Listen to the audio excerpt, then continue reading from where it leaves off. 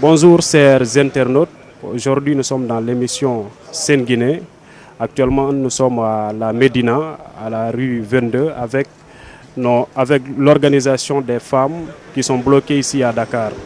Nous sommes avec l'une des représentantes, Madame Dalandassi.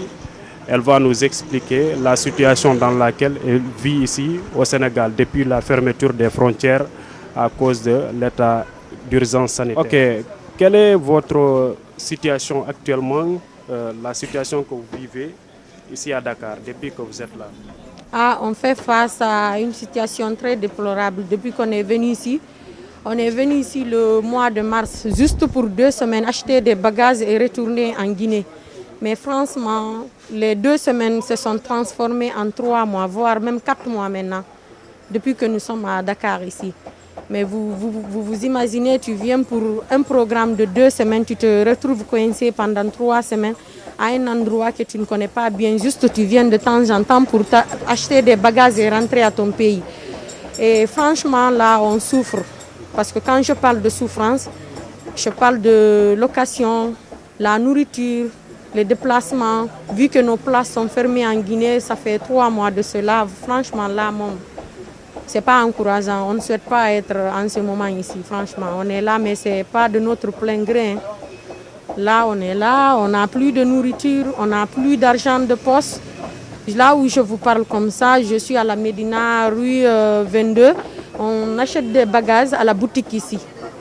Le plus souvent, quand on vient, on paye, on fait des commandes de chaussures avec lui.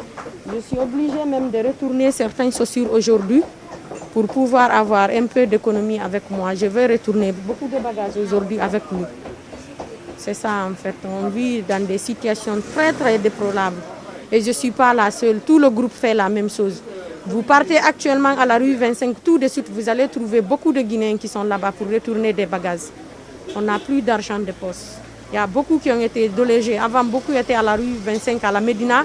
C'est le point de regroupement des Guinéens. Mais vu notre situation actuelle, tout le monde s'est éparpillé. Chacun se débrouille de sa manière, de sa façon qu'il peut s'en sortir à Dakar ici. Franchement, c'est notre situation actuelle. Donc, vous sollicitez une aide de la part de l'État. Vous sollicitez à ce que l'État vous aide à rentrer au pays. Donc, depuis lors, vous vous êtes adressé à qui? Vous êtes adressé à l'ambassade ou au président de la République ou bien à qui vous êtes adressé? Vu que lorsqu'on est venu ici, ils ont décrété l'état d'urgence sanitaire à Dakar ici. On avait fait des démarches, on est parti à l'ambassade de Guinée parce que c'est l'ambassade qui représente le pays en question. On est parti là-bas, on s'est présenté, on les a dit que nous sommes venus ici dans le cadre du commerce. Il y a un nombre important ici. Il y a des femmes et des garçons parmi nous et il y a les femmes enceintes, il y a des vieux aussi. Si l'ambassade peut faire quelque chose et s'adresser à l'État sénégalais pourvu qu'il nous donne des laissez-passer pour qu'on rentre en Guinée. On avait fait ces démarches auprès de l'ambassade de la Guinée. Mais malheureusement, ils nous ont dit que l'État sénégalais ne peut pas faire ça.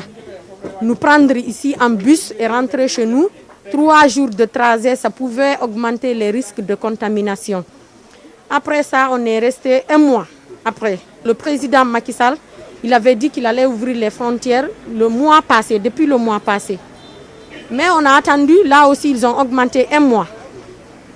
De là maintenant, on a jugé nécessaire de contacter la Guinée, nos représentants qui se trouvent là-bas. On a demandé l'aide auprès du président d'envoyer des vols sanitaires pour nous ramener en Guinée. Mais jusqu'à présent, on est là, on est à l'écoute. On ne nous a pas appelé d'abord. Mais on appelle l'ambassade, il nous dit qu'ils sont en cours. Mais ça fait en cours là quand même, ça a un peu duré, ça a beaucoup duré parce que 3 mois, depuis qu'on a commencé les démarches, ça a duré pour nous parce qu'on vit dans des calvaires ici. Oui, nous on vous a vu à l'ambassade à travers, je ne sais pas si c'est une manifestation. Et j'aimerais savoir, est-ce que depuis lors, l'ambassade n'a pas réagi à votre sort? Oui, l'ambassade a réagi à notre situation parce que là, eux aussi, ils ont fait de leur mieux. Il faut reconnaître ça, l'effort fourni par l'ambassade. Ils ont dressé, on a nous-mêmes, nous les femmes commerçantes, on s'est mobilisés ici, on a fait appel à toutes les femmes commerçantes. On s'est rencontrés à la rue 25, on a dressé une liste Pour les femmes et les hommes commerçants qui se trouvent à Dakar bloqués ici, on est allé jusqu'à 200 et quelques personnes. Mais ce n'était pas tout le monde parce qu'il y avait certaines qui étaient coincées dans les régions, qui ne pouvaient pas se déplacer. C'est tout récemment, ceux-ci sont revenus. Mais l'ambassade, ils ont fait des démarches, ils nous ont dit que l'État est en train de suivre notre dossier. C'est ça qu'ils nous ont dit. Mais jusqu'à présent, on est à l'attente de cette suivi. Donc le blocage, ça se trouve à Conakry, selon vous? Selon moi, je peux dire que le blocage se trouve à Conakry. Parce que là, c'est eux qui peuvent venir nous chercher ici. Nous sommes à Dakar ici et puis c'est un pays étranger. Nous ne sommes pas, c'est nous. C'est l'ambassade qui représente la Guinée. C'est là-bas on peut se sentir, c'est nous. Mais nous, c'était comme Dakar, c'est un pays d'accueil. On allait peut-être souffrir plus que ça. Mais alhamdoulilah, comme on rencontre certains de nos parents, et la collaboration entre nous et les Sénégalais aussi, ça se passe très bien. Parce que vu que les bagages qu'on a achetés, on est venu, on a retourné la moitié. Il est obligé de nous... Il n'est pas obligé, il a fait de son plein gré en tant que client et cliente. Il nous a restitué quelques argent de poste. Ça, c'est l'entente et comment je peux vous dire ça? La solidarité entre les pays.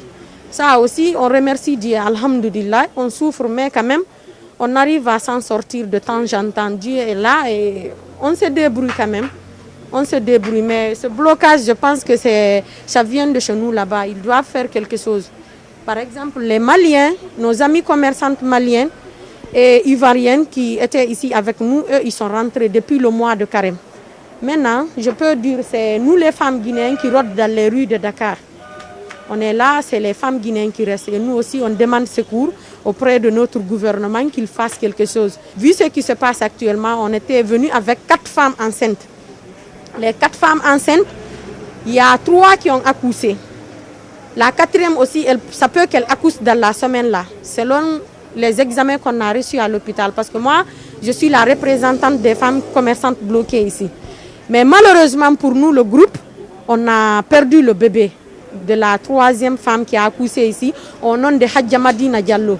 Elle a accouché à l'hôpital Iachor de Dakar, l'hôpital militaire. C'est là-bas qu'elle a accouché. Vraiment, les médecins se sont très bien occupés d'elle.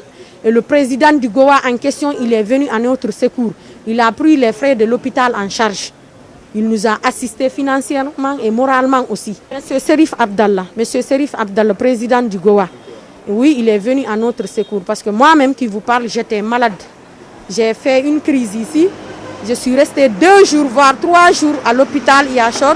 J'étais dans la salle de réanimation. C'est lui qui a pris toutes les charges de l'hôpital. On lui remercie dans l'ensemble de tout le groupe. Il est à notre disposition. À chaque fois, s'il y a un problème, il y a un besoin, on l'appelle, il vient vraiment. Il fait de son mieux pour nous soutenir. L'ensemble du groupe des femmes et des hommes qui sont bloqués ici, on le remercie beaucoup.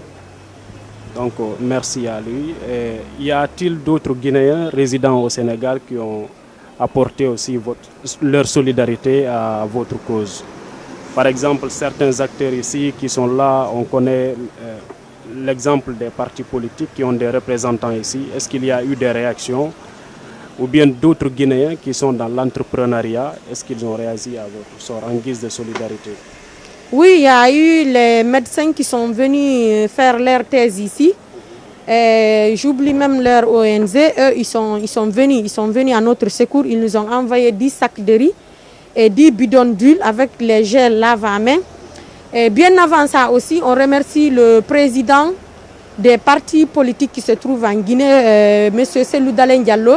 C'est lui qui a ouvert le premier coup d'envoi. L'argent n'est pas beaucoup ce qu'il a envoyé, mais c'est l'acte qu'il a fait, c'est ce qui est grandiose. Il nous avait envoyé 1 500 000 francs CFA. C'est peu, mais c'est beaucoup par rapport à ce qu'il a fait. Depuis lors, beaucoup de personnes se sont manifestées. Et il y avait une dame aussi au nom de Aminata Ndiaye, qui réside à Dakar ici, qui est guinéenne. Elle aussi, elle est venue, elle nous est venue en aide. Elle a apporté quelque chose pour nous. Elle a apporté du riz, et du sucre et du lait aussi. À part ça, il y a beaucoup de Guinéens qui souhaitent nous aider.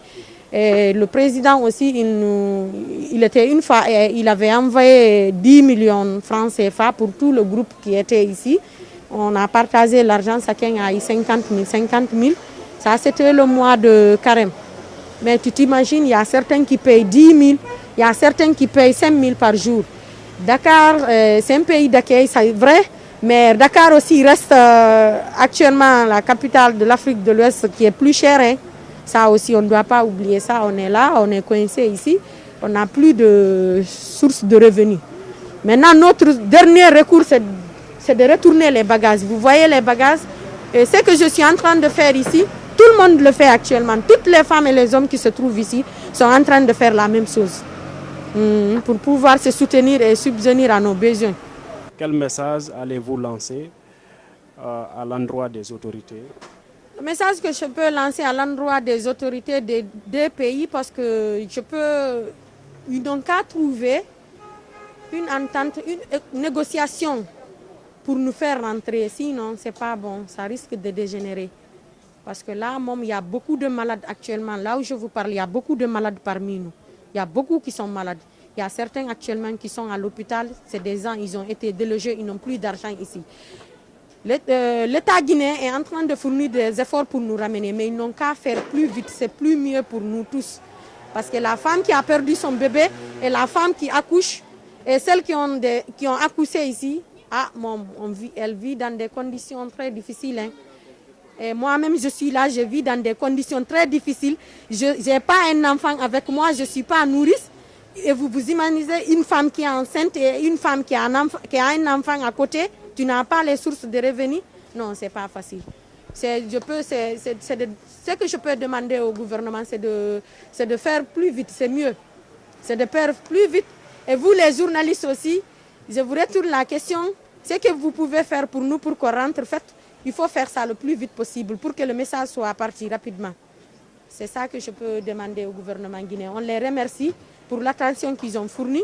On remercie dans l'ensemble de tous les Sénégalais et les Guinéens qui nous ont apporté l'aide. On les remercie.